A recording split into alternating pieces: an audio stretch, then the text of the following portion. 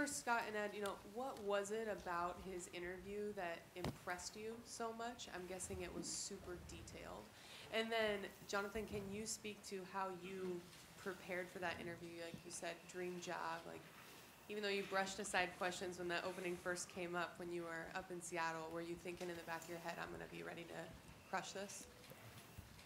So in terms of the interview, it didn't hurt that Jonathan vividly provided a scenario about walking into a recruit's home with a polished Pac-10 championship ring on and a recipe how to get there again. That didn't hurt him a bit.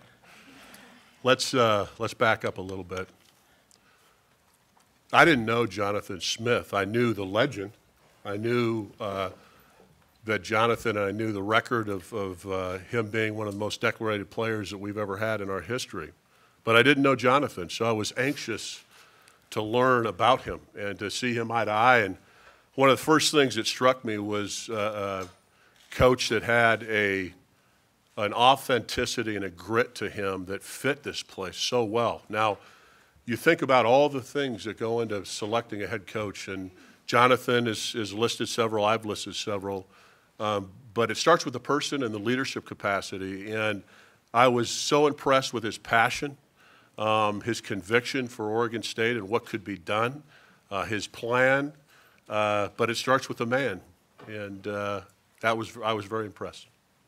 Yeah, I guess if I could add something quickly, it would be, if you think about it, part of what I heard about Jonathan, because I came here after Jonathan had left, was that among his distinctive qualities, he had a certain degree of autonomy as a quarterback has to have on the playing field.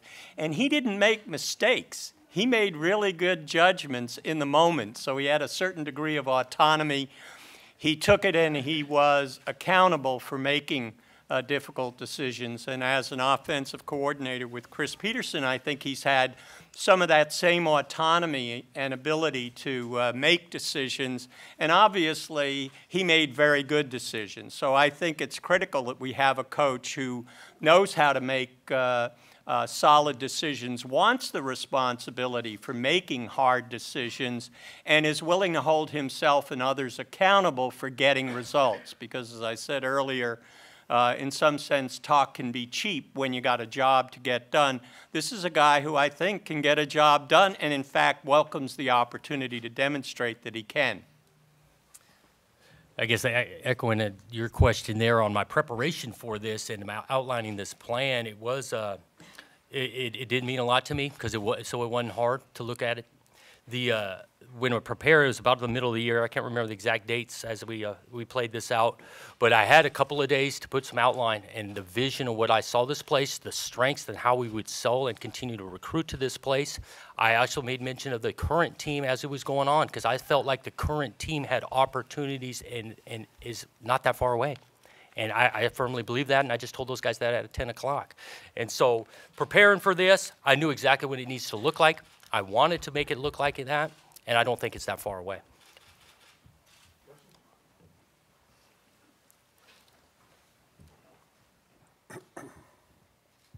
Jonathan, this is Ryan Thorburn with the Register Guard in Eugene. Obviously, when you were a player, Oregon and Oregon State were both playing at a high level last week. The Civil War was pretty lopsided. How much work do you have to do to catch up? And the second part to that, coming from Washington, with what you guys built there and with what Mike Leach has going on in Pullman, is there room for 4 really good teams in the Pacific Northwest? Yeah, there's work to get done, and there's work to get done in really every place and to be able to sustain something like that. I do think that this program is not that different than every program in this conference. I think this conference is the best conference in America, and so the competitiveness of this conference week in and week out, and I think you saw that within some games, some teams rose up and won, where you got to bring your A game week in and week out. So I just don't see the difference between all 12 schools being that far apart. I'm excited about the opportunity to get with these guys. I'll continue to learn more about them. There's no question everybody's got some work to get done, and I'm excited to do it. Are you wearing your Pac-10 championship ring? I am. Yeah. These kids have been through a lot this year, Yeah. and you yourself went through that type of transition, although this was an unconventional situation. What's your first priority in dealing with that? Yeah. I think anytime transition takes place, it's unsettling. It creates a sense of chaos and a sense of insecurity. We talked about it at 10 o'clock, and I think it's going to be vital is that we can begin to know these kids and to build some trust. Because these guys, again, have been recruited by different coaches. Some coaches have been up and out the door. Different things have taken place. We got to bring some trust to the room. Because the culture really drives the behaviors of what's going to take place. And so trust is the foundation of that. And we'll do a lot of work to gain that trust from these kids. Orlando Sanchez, KGW-TV. Coach, this has kind of been rock bottom for a lot of Beavers fans. What do you tell them after what has gone on this season and specifically last week? Yeah. You know, I think the circumstances of really last season and last week are very unique and very tough, and that's the reality. I will say I give credit to Corey Hall and how he operated the first couple of games. It had those guys a new belief, a new fresh system, and they were close. And that's why, going off of what I see on tape, the thing is close. Again, you go through something as dramatic as what these kids did. It doesn't surprise me to have some ups and downs. But the reality, we need to bring in some stability, and I bring that. And with that stability, I believe we can continue to progress. Jonathan Travis, Ty came to you on KVL in Eugene. Corey Hall brought some stability in a really difficult time for this team, as you mentioned. Have you had the chance to talk with him yet, and do you know if you plan on retaining him on your coaching staff? Yeah, I have not had the opportunity to talk to him yet. I plan on doing that in the next day or two. I do, again, commend him for what he did in a very difficult situation. I've heard a lot of good things. I've never had the chance to meet him, and so I look forward to doing that.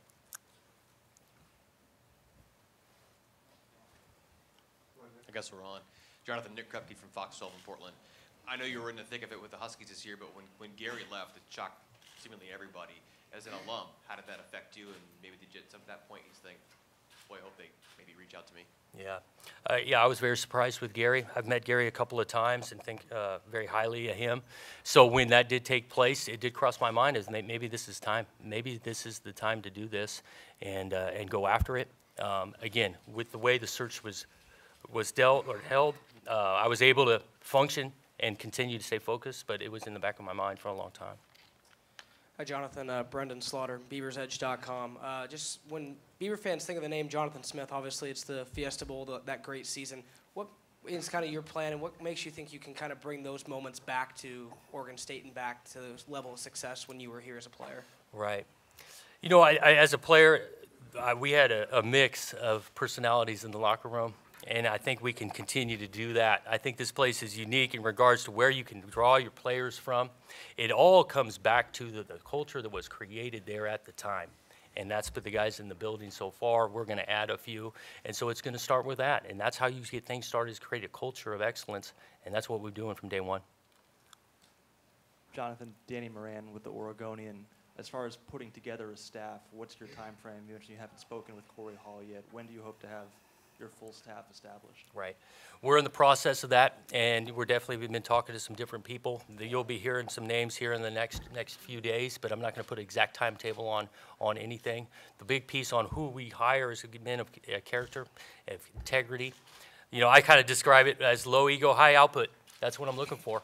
Of guys that with low ego, ready to come in here and have some compassion and work with our kids, held to accountability, but also obviously got to deliver. And you said the team is not that far away.